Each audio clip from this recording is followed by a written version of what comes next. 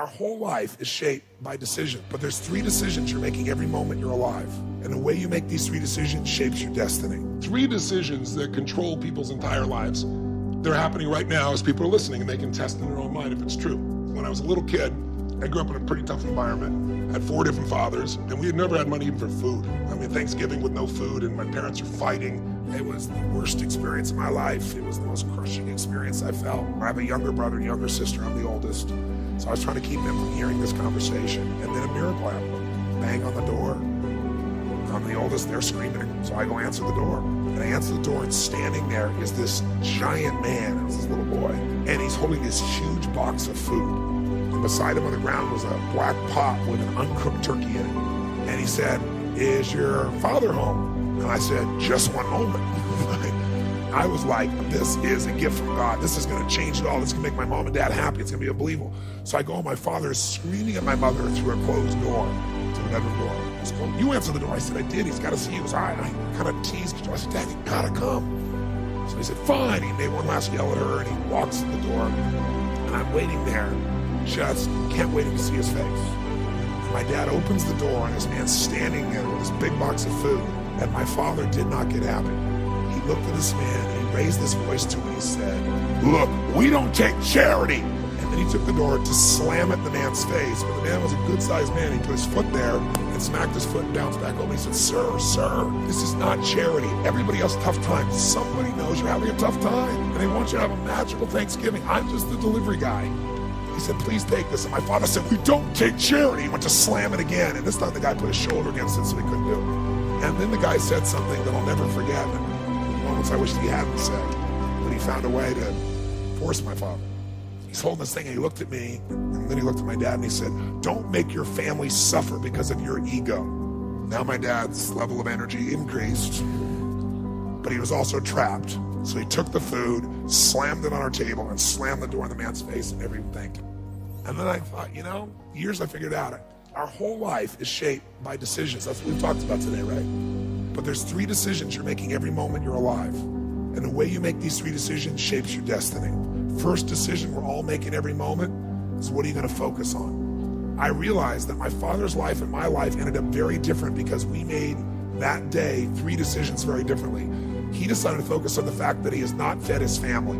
If somebody is really stressed out, they're not stressed out for no reason. It's because they're focusing on something that makes them feel stressed. They often, when they're focusing on it, it changes the body. You start to feel tight. You start to feel a certain way. And then they use language like, "I don't know what to do. Why am I so overwhelmed?" So if we change what we focus on, if we change the way we use our body, if we change our language patterns, we'll instantly feel different. Think of how do people use their body when they're worried versus when they're excited.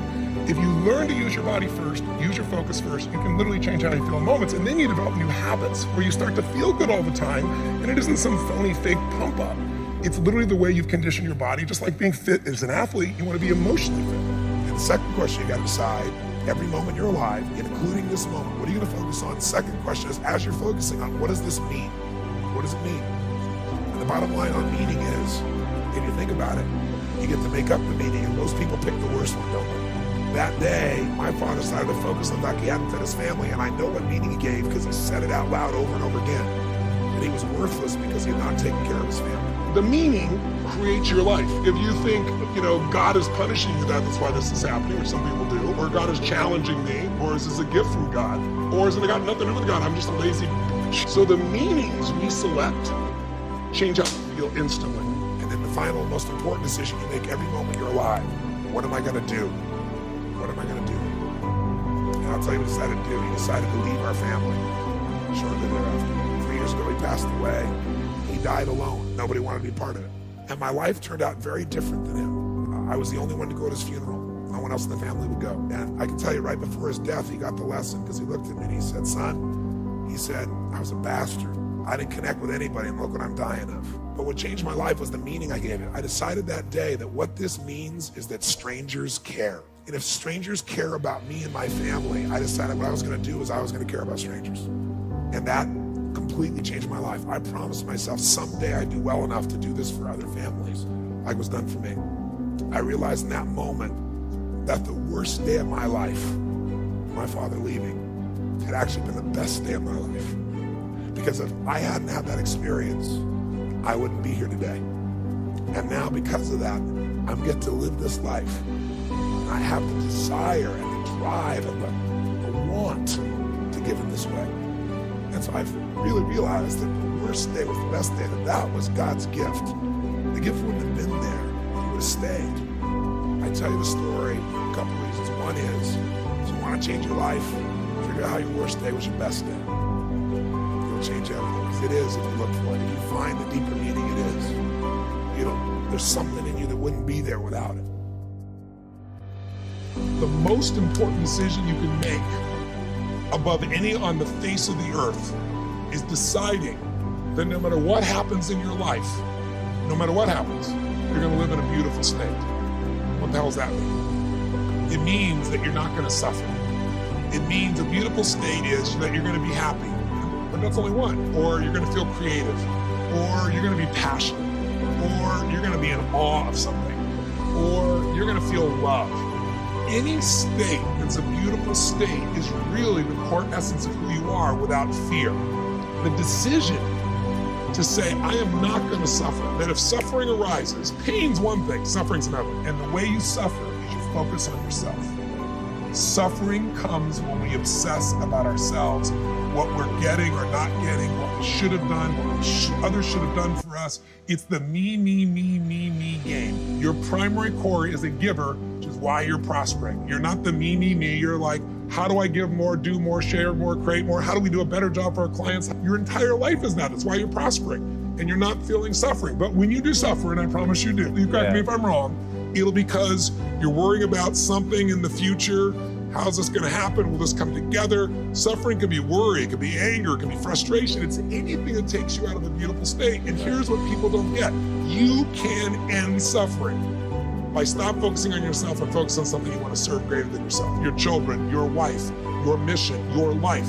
You can get out of it in an instant because the nature of the human mind is to constantly compare things. Life is short. We don't know how short it's going to be. But if you only had a week to live, I bet you wouldn't allow yourself to suffer over a little crap that makes you crazy normally. I think you would probably spend time with those you love. You would do what you love. You'd take awe in a sunset. You'd smell the air. You would take in everything in those final moments that you possibly do. So my thing is, why wait? Right? Why wait? Why not just decide that if I start to suffer, I know the solution, because suffering is me obsessing about me. Here's history and one thought. Good times create weak people. Weak people create bad times. Bad times create strong people. Strong people create good times. Holding someone accountable is something you do for them. It's not something you do to them. It's something you do for them.